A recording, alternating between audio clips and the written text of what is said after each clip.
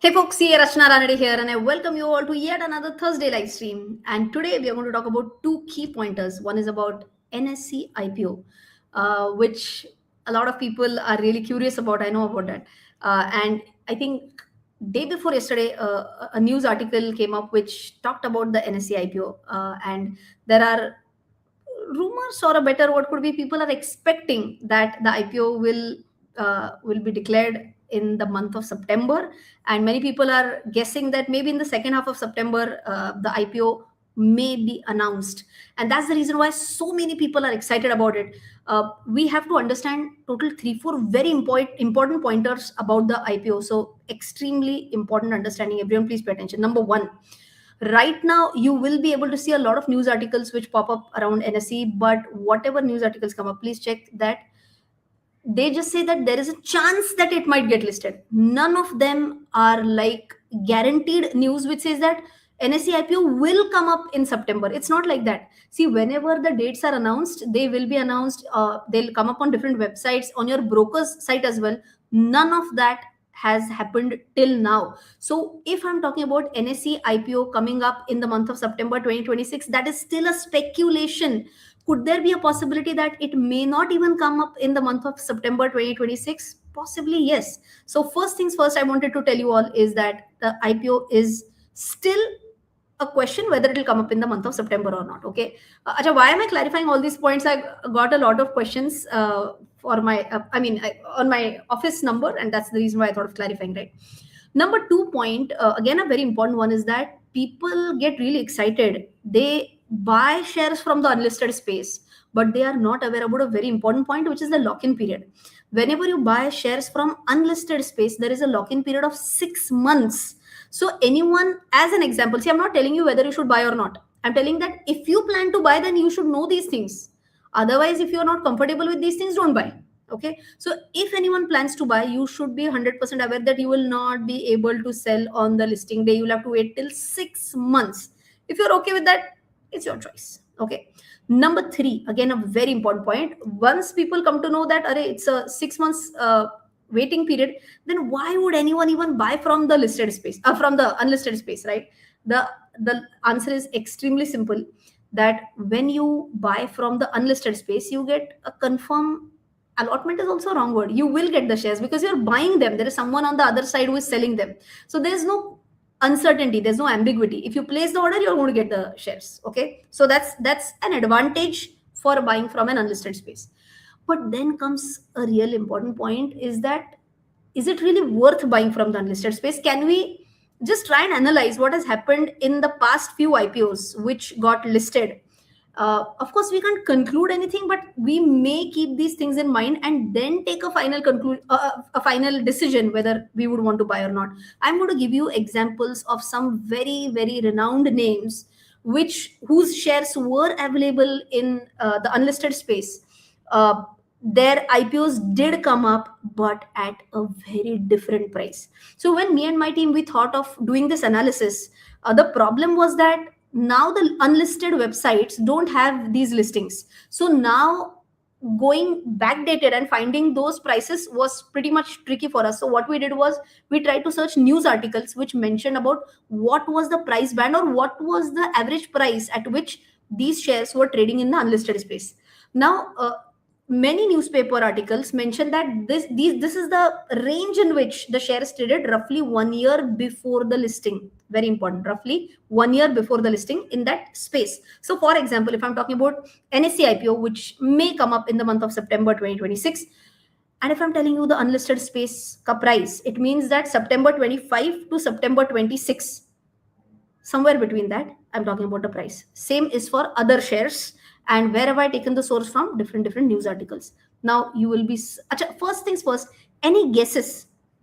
If I'm talking about, I'll tell you names of the stocks also. Okay, no harm in telling the names, this is actual data. SBI Funds Management, their shares were available in the unlisted space. HDB Financial Services were available in unlisted space. NSDL, same. Tata Capital, same. And the same is the case with NSE Limited as well. Any idea of whether these shares were available uh, at a price higher than the IPO price, or the IPO price came up as uh, I mean, let me rephrase. Was the IPO price lower than the unlisted price, or was the IPO price higher than the unlisted price? Any quick guesses? I've given you four examples. I'm repeating the names.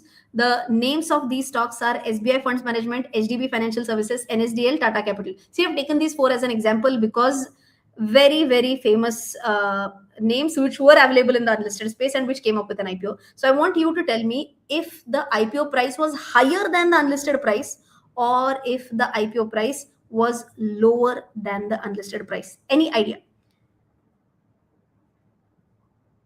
Deepak is saying NSE September में confirm आएगा क्या? तथास्तु. Okay. All right. Ravi is saying HDB was similar to IPO. Tata was higher and SDL was higher. IPO price is less than unlisted price is what Ashish says. And Ashish has, and Raviji has also given the correct answer. I'm quoting the prices of these stocks. SBI Funds Management unlisted price was around 800 rupees. IPO price was 574. That's almost 30% lower than the unlisted space. HDB Financial Services unlisted price was around 1200. IPO price was 740. That is almost a 40% lower than the unlisted space. NSDL, the range that I found in one of the newspaper articles was 1025 to 1275, and the IPO price was 800. So this is around 20 to 35% lower as compared to the unlisted price. And for Tata Capital, also in one of the newspaper articles, I found out this range 735 to 1125 as the unlisted price, and the IPO price was 326, which is 56 to 71% lower. Now, if you just go through the lowest and the highest, so NSDL lowest quote was around 1025 and the IPO price was 800 in that last 1 year, is what I'm telling you. In that case also, that's like a 20% difference to almost 70% difference for Tata Capital. Is that a big discount as compared to what it is being quoted in the unlisted space? Yes. So see, why am I sharing this data to you? Because as and when, or whenever any news start floating about a company which is available in the unlisted space, now there people are start to tell that the IPO will come up in the next month. People out of FOMO, I have seen people out of FOMO buy these shares, and when they come to know that our actual IPO price was lower than the unlisted price, we have a 6 months lock-in period. Okay, of course, yes, we got the firm allotment, but we wanted it, let's say, only for listing gains purpose. All these prices, all these pointers, if you know at a later stage, it's of no use. So I thought that I should share this data with you all first. So this is about overall understanding about unlisted versus the IPO pricing. One more point that you all should know is BSC versus NSE, because both these are Raviji is saying, I'm scared now. Okay. Akshay is asking, what about Oyo? It's available for 25 rupees. Also, how do we judge good unlisted shares? Please advise. See, it's same as how do you check for any IPO related shares? Same pointers you should check for unlisted shares also. Of course, what you will not get is the subscription status, because subscription status you will get only for companies which have come up with an IPO. You will not get that for unlisted shares. Gray market premium also, I mean, anyways, I don't check that point as much. Maybe it would be just one of my pointers, not the only pointer. Baki, what does the company do, and the industry analysis and all these points, financials, all these things can be checked for even unlisted shares. Okay. Acha, Raviji Singh heard that NSE will also be listed on NSE apart from BSE. I doubt, because generally it's not allowed like this. If you are an exchange, your shares have to be listed on the opposite exchange. For example, BSE is not listed on BSE. BSE is listed on NSE. Same is the case with even NSDL and CDSL. You know about this? Maybe some people may not know about this. That NSDL may NSE has a holding. Okay, if you want, I can show this to you. Very interesting point.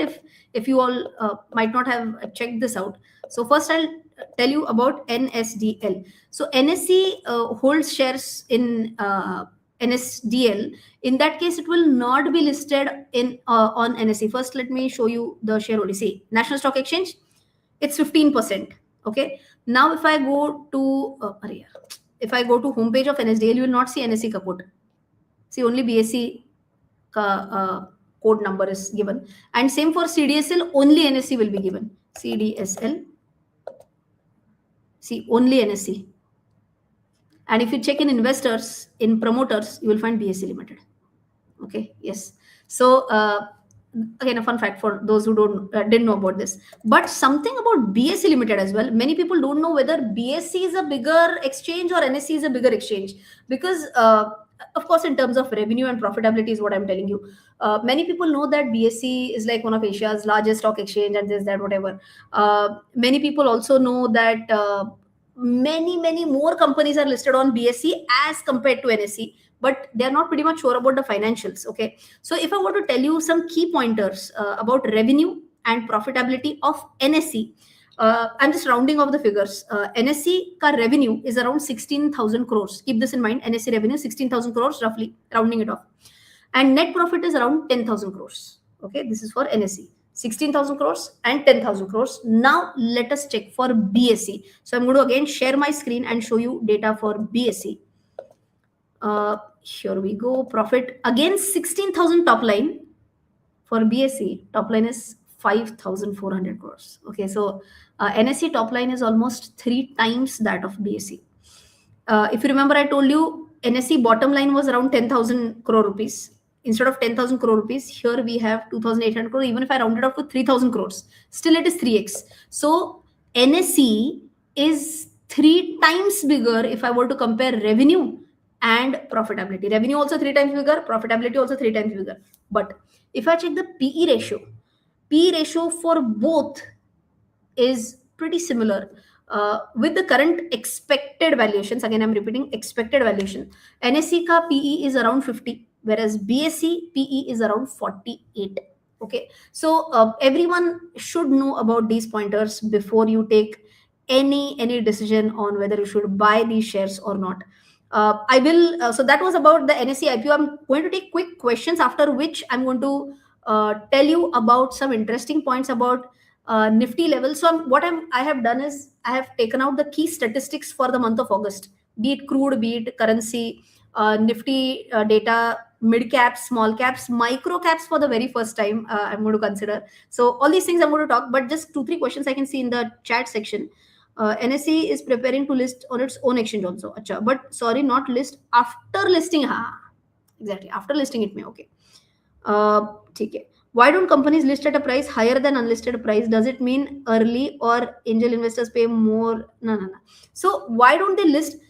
Deciding the IPO price is a completely different process. I have taught that in my basics of stock market course. That's called as a book building process. If you check any IPO's description, it will say that this is a book built IPO.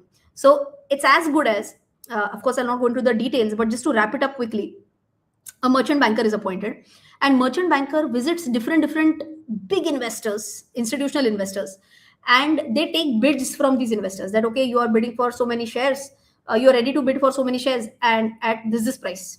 So these bids which are taken, through which they, based on these bids, they get an understanding that what is the price at which big investors are ready to bid. So that is our book, that book where all these things are written, of course not written typed, whatever, huh?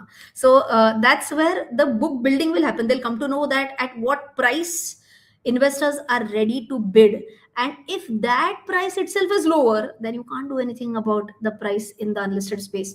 Of course, in the unlisted space also there's a lot of FOMO, because people feel that, or if I don't get, people are ready to pay more. So it does happen that in the unlisted space, shares may be available at a price higher than they should have been present in that space. Okay, so I hope pointers about NSE IPO are clear. I of course talked about the basics of stock market course right now, in which I've explained this book building process.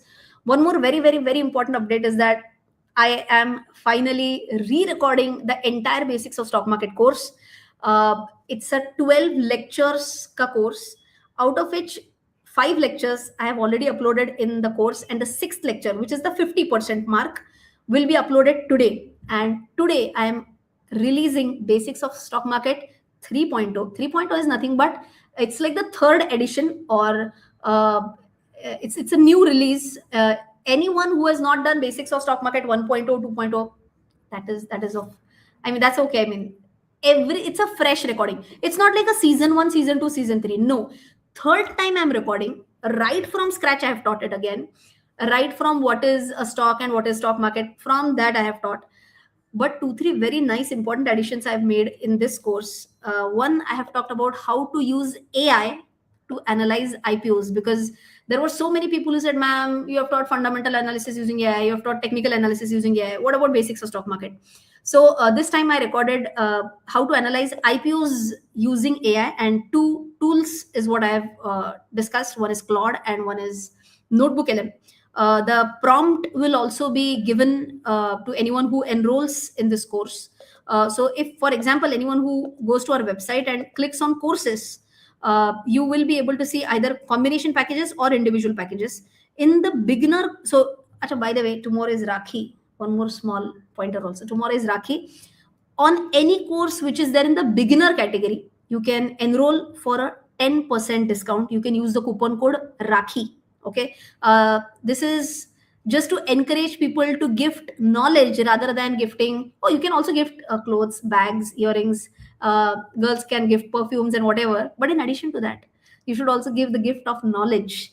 And how can you do that? By gifting any individual course or a combination course. But in the beginner category, if you go ahead with that, in the beginner category, basically you will have 4 courses.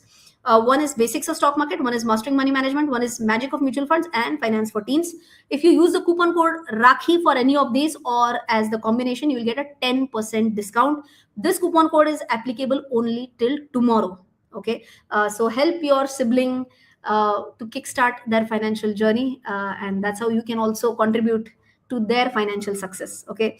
Here you can see basics of stock market new edition, and you will be able to see the course content till now. The 6th lecture is the, you can see lectures are already uploaded here. The exam has been uploaded, but the lectures final touches are going on in the office right now. What important addition do you have here? You can check out in the description. In the description you can see that this part is a new one, how to analyze IPOs using AI tools. Very important. Of course, I have talked about money control screener, a little bit of trading view as well this time. I have covered latest concepts like CAS here, which is the absolute latest thing that has happened in the stock market. One beginner friendly investing strategy. This is a whole new addition in the basics of stock market. Many learners had given this as a very open feedback that, ma'am, in the basics of stock market we learn a lot, but if I were to start investing, I don't have confidence even with one strategy. It could be a beginner friendly strategy, but help us with that as well. So one strategy, very nice strategy, how you can start as a beginner, that also has been covered in this course. So total 80 plus concepts have been covered in this course. And if you ask me, one thing I can guarantee is loads and loads and loads of knowledge with crazy practical examples. That's what you're going to learn. So anyone who wants to enroll for the basics of stock market, please, you can enroll. For those whose courses are already active, for example, I know that a lot of people may have enrolled during my birthday or may have enrolled during the 15th of August. You will get this upgrade free of cost. You need not pay anything. Okay. But your course has to be active. If your course has already expired, just log into your account, and you will get a flat 50% discount on course renewal. So I'll just give you a quick example, because many people may not be aware about this. What if the course is expired? So what you have to do is just log into rachanaranade.com. We have revamped our entire website, we have revamped our app. So if you just see here expired courses, okay, so for example, someone's technical analysis, for example, has lapsed. Okay, you just click on renew course, and once you click on renew course, you will see here 50% off course renewal. Okay, now what is the biggest advantage here is that you get to revise the whole course. Same I told you about technical analysis, whatever fundamental, any course which is expired, you can get it renewed. For example, let's say your basics of stock market old course has expired and you want access to the new course, just renew it. We will give you the access to the new course, and that would a 50% discount. Okay. One more big advantage is that you get access to monthly Zoom meetings. One per month is the frequency at which I take Zoom meetings. So you'll also get an access to that. So I think this is something which can really help any beginner who wants to get their journey started. Everyone has waited for a long time, since 2024, September 2024, and everyone is just waiting for the market to get out of the sideways trend. And I'm sure it will few more months of wait maybe, but it will come out of this sideways trend. It has in the past, it will in the coming months. In that case, you should be very much aware, you should be very much confident while you take investing decisions, right? So try and either gift yourself or gift your siblings the gift of knowledge. Don't forget to use the coupon code Rakhi. Okay.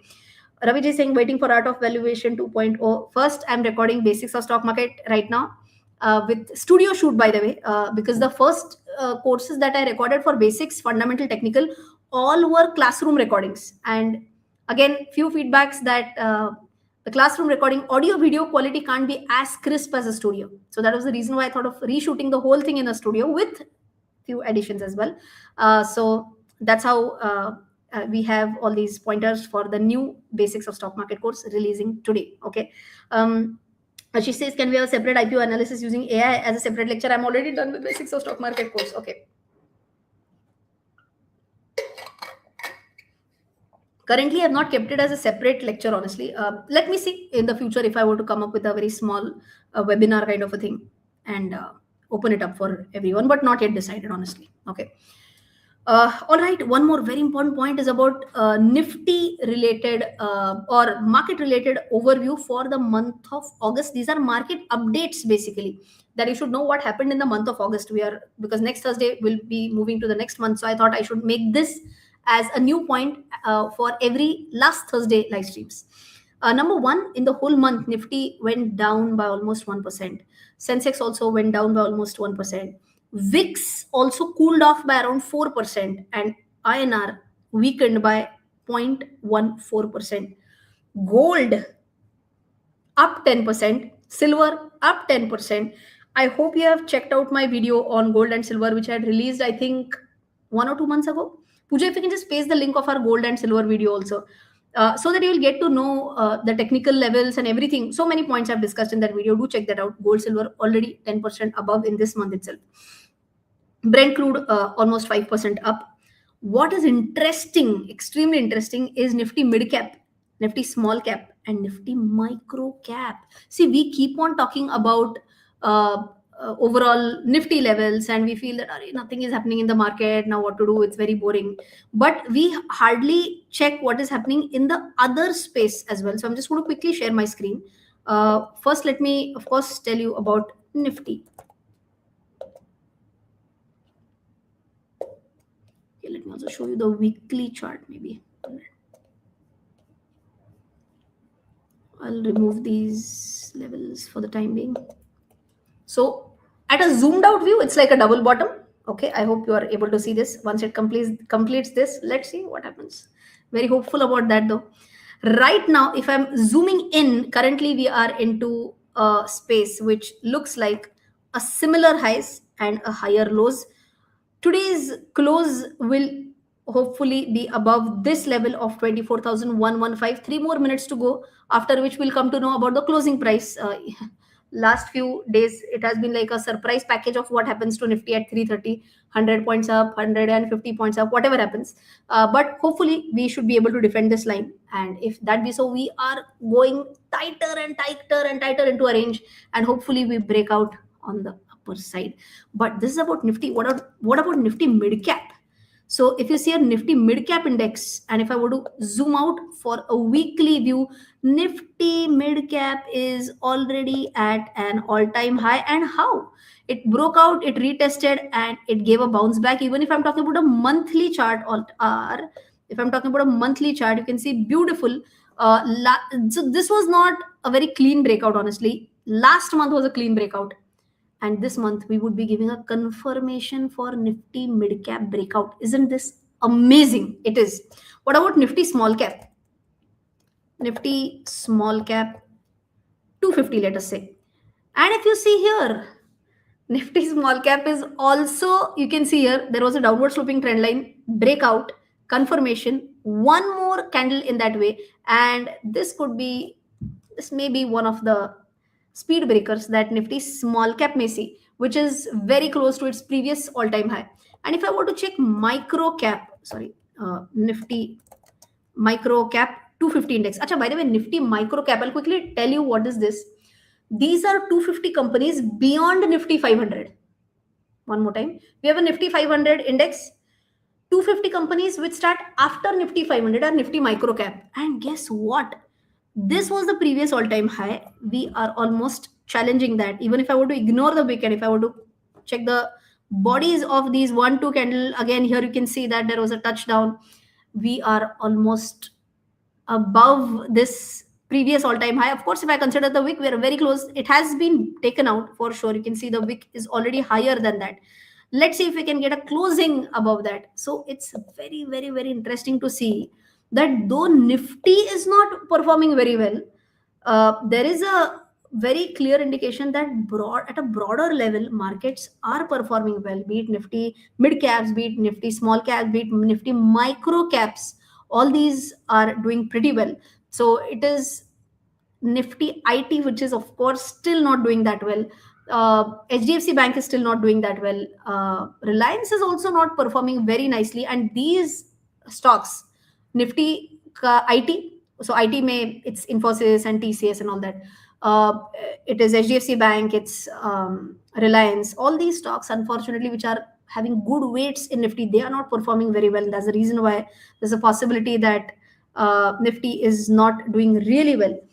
But as I told you, it looks like a very nice positioning right now. Small caps, mid caps have already started to show that yes, we are going to lead this, and they are already above their previous all-time highs. So really interesting to see what happens next.